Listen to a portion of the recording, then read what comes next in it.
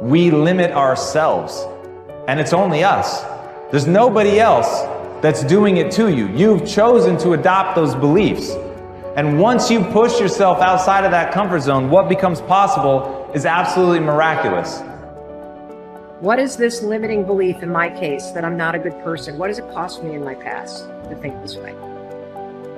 What is it costing me in this present moment to think that I'm not a good person? And here's the kicker. If I don't evolve this, if I don't get deliberate, what is it going to cost me in the future to continue to think that I'm not a good person? And the law of attraction is one that works like this. You get back from the universe, from the world, what it is that you put out there in the world. And if you're putting out there into the world that I am not worthy of attracting something beautiful into my life, that the universe will respond back to you with exactly that message. If I'm lying to you about who I am, or I'm lying to you about whatever, there's no starting point. There's a false reality. You have to create the real reality. It would be better for you to act towards an end that makes everything that's good better. That's the best way to live, to make everything that's good better. And maybe to restrict the development of everything that's malevolent and evil within yourself and in the broader world, insofar as you're able to do that. And so I think that's an expression of love, is that because when you love something, you care for it. And the proper attitude towards being, I think, is care. The best thing about life is tomorrow never happens. Yes? If you just know how to deal with what's now, you know how to deal with your entire life. This moment, if you know how to manage your thought, your emotion and your body, rest, drama outside happens. But if this is like this will be joyful and wonderful no matter what's the drama around you. Yes? Oh, what if this happens, what if that happens? Yes, all those things can happen.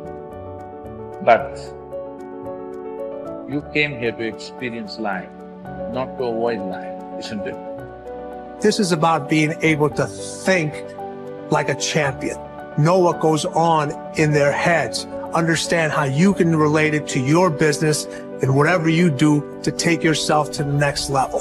And I'll tell you, if you fight with all you have, more often than not, you won't go down at all. You will win.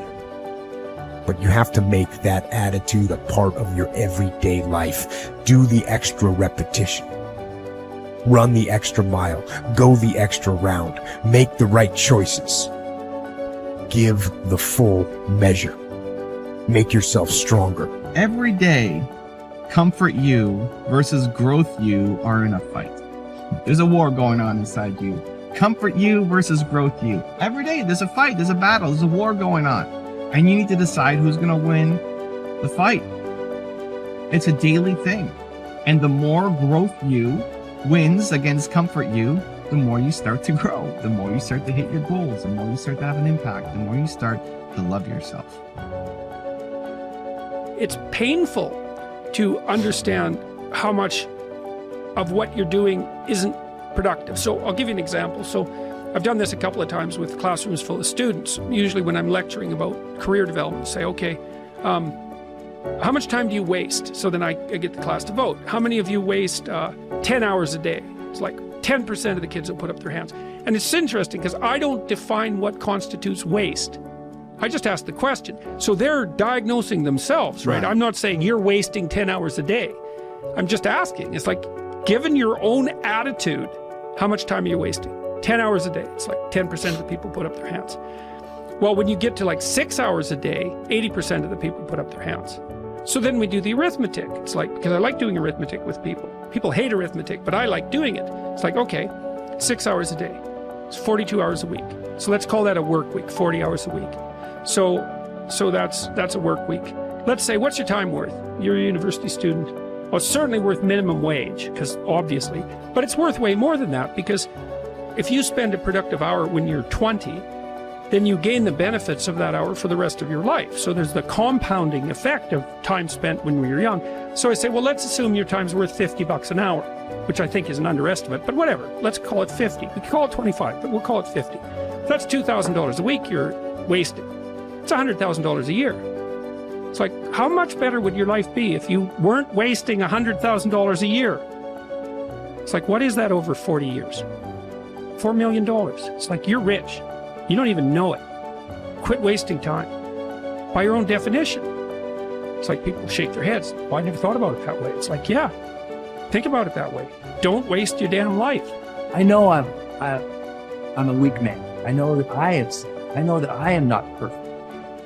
But if I could have a person who's so much wiser than me, if I could look out into the future and my highest, best, strongest, happiest, boldest self could step into the situation, how would my better self advise me now?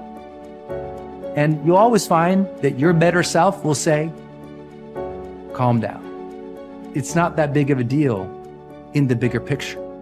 You're stronger than you know. Believe in your ability to figure this out. Take a breath. Take a couple breaths. Know that you could make the situation awful and make yourself feel bad, but that's your choice. Your highest self would tell you, you know what? Handle this well so you can respect yourself later. Your best self would say, handle yourself well now, just to prove that you can.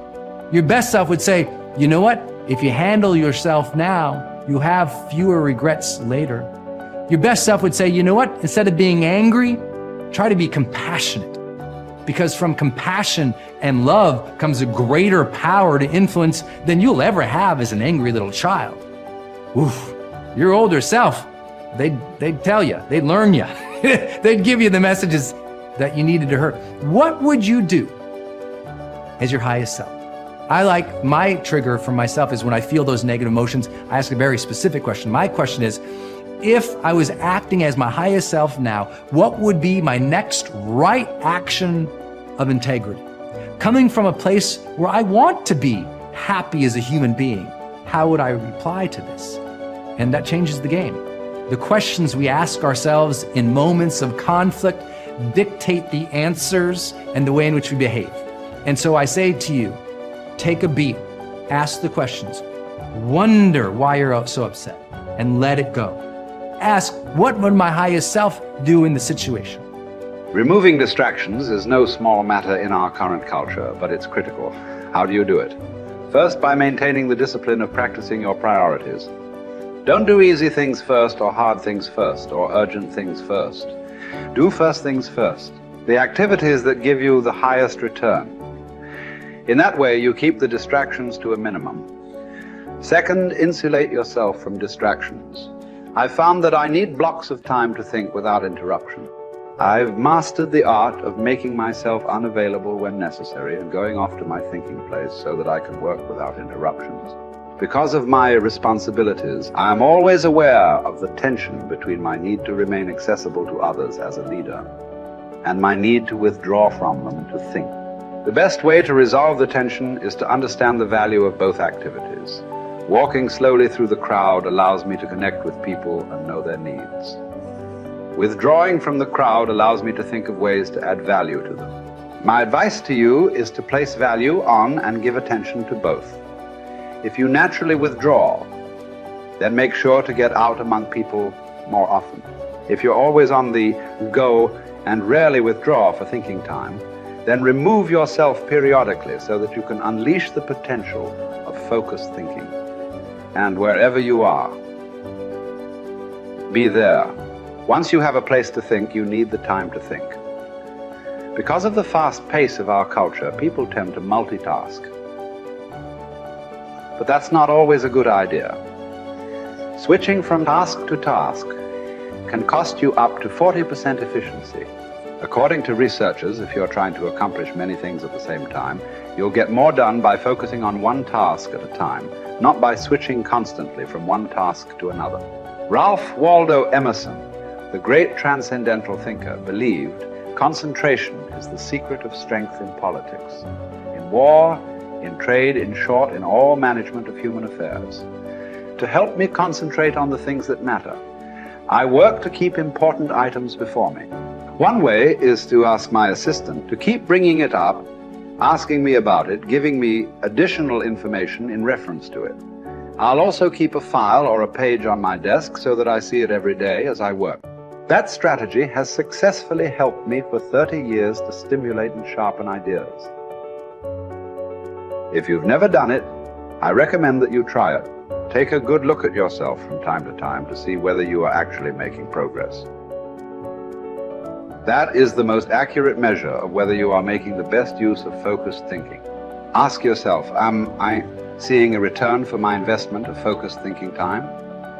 Is what I am doing getting me closer to my goals? Am I headed in a direction that helps me to fulfill my commitments, maintain my priorities, and realize my dreams?